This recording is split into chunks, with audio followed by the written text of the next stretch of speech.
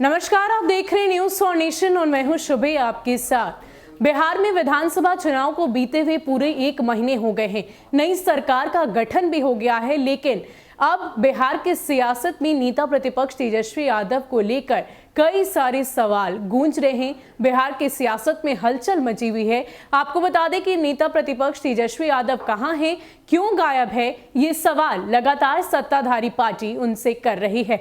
इसको लेकर अगर हम बात करें एमएलसी नीरज कुमार की, तो वो लगातार ट्वीट कर रहे हैं, उन पर हमलावर हैं, उन्हें भ्रष्टाचारी युवराज बता रहे हैं और ये तक उन्होंने कह दिया कि एक भ्रष्टाचारी युवराज है और ऊपर से जब पार्टी को सबसे ज्यादा उनकी जरूरत है तो वो यहाँ पर है ही नहीं। सबको एक साथ एकजुट रखकर और फिर वो खुद ही गायब हो गए।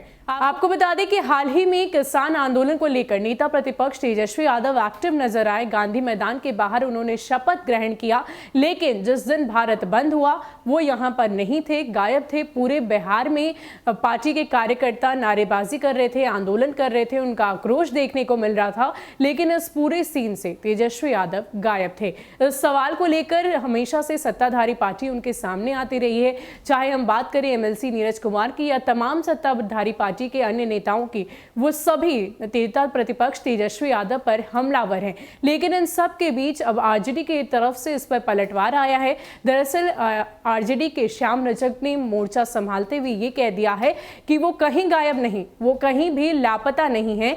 क्या दिल्ली देश से बाहर है? वो वहां से ही बैठे बैठे हम सभी को दिशा निर्देश दे रहे हैं।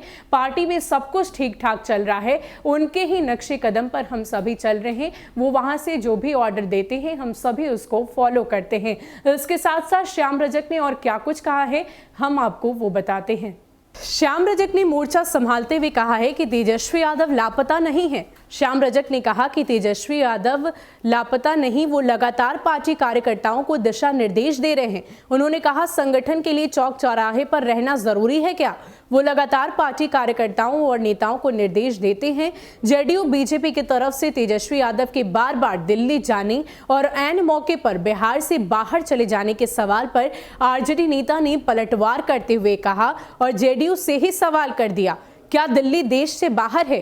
पूरे देश की राजनीति दिल्ली से होती है, क्यों सीएम नीतीश कुमार को दिल्ली में सरकारी घर लेना पड़ता है?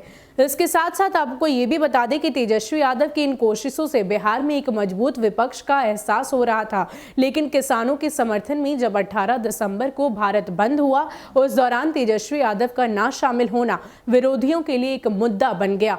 जेडीयू और बीजेपी ने अब इस मुद्दे को लगातार उठाकर नेता प्रतिपक्ष पर कैजुअल राजनीति करने का आरोप लगा दिया। जेडीयू नेता नीरज कुमार का हमला भी उसी संदर्भ में था। वहीं जेडीयू के अलावा बीजेपी ने भी तेजस्वी यादव को निशाने पर लेते हुए उन्हें नॉन सीरियस तक बता दिया। बीजेपी प्रवक्ता निखिल आनंद ने कहा कि तेजस्वी यादव बिहार की राजनीति के लिए नॉन सीरियस कैरेक्टर हैं और राजनीति उनके लिए लग्जरी की तरह है। लोकसभा चुनाव के वक्त वोट दिए बिना भाग गए थे दिल्ली। इसके अलावा कोविड के समय दिल्ली में थे, अब विधानसभा चुनाव के बाद दिल्ली भाग खड़े हुए हैं। बीजेपी प्रवक्ता ने तेजस्वी यादव पर आरोप लगाया कि उन्होंने कृषि बिल पर शिगुफा खड़ा करने की कोशिश की। हालांकि जेडीयू और बीजेपी की तरफ से लगाए गए आरोपों पर आरजेडी की तरफ से भी पलटवार किया जा रहा है। तो आपको बता दें कि नेता प्रतिपक्ष तेजस्वी यादव के यहाँ ना होने से लगातार जो सत्ताधारी पार्टी है या वो कहे कि उनके विपक्ष है, उन्हें एक मुद्दा मिल गया और उनसे वो लगातार ये सवाल करते नजर आए कि आखिर वो कहाँ गायब हो गए जब उनकी सबसे ज़्यादा ज़रूरत उनके पार्टी को थी। आपको बता दें कि ऐन मौके पर उनके गायब होने का इतिहास हमेशा से रहा है।